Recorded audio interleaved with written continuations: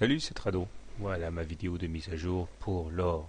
Séance peu engageante aujourd'hui puisque on avait, je pense, à un moment fait le plus dur en ouvrant sous la M7, en partant à l'assaut de cette M7 et en la franchissant.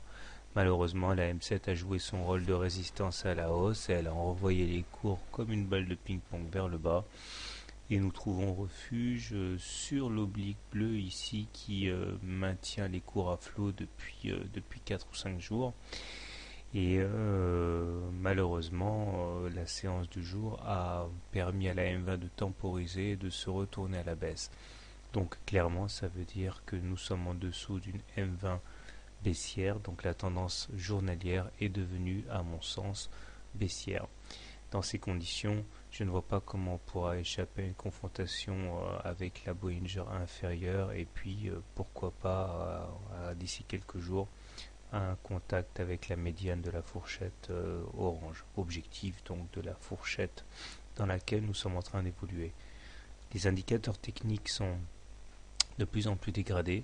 Le MACD est sous son signal mais il reste positif pour l'instant, ce qui n'est pas le cas du momentum qui est négatif.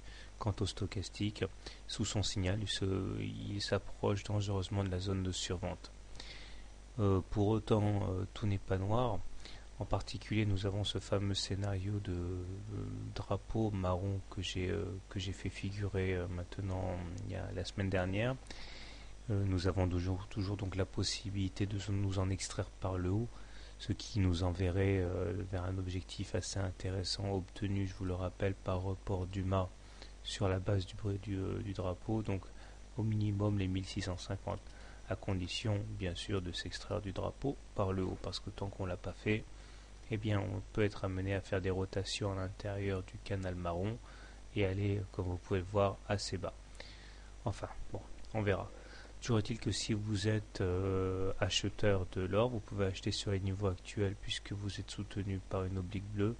Les plus prudents attendront cependant la confrontation et un rebond éventuel sur la Bollinger inférieure qui correspond plus ou moins à la médiane de la fourchette d'Andrews orange.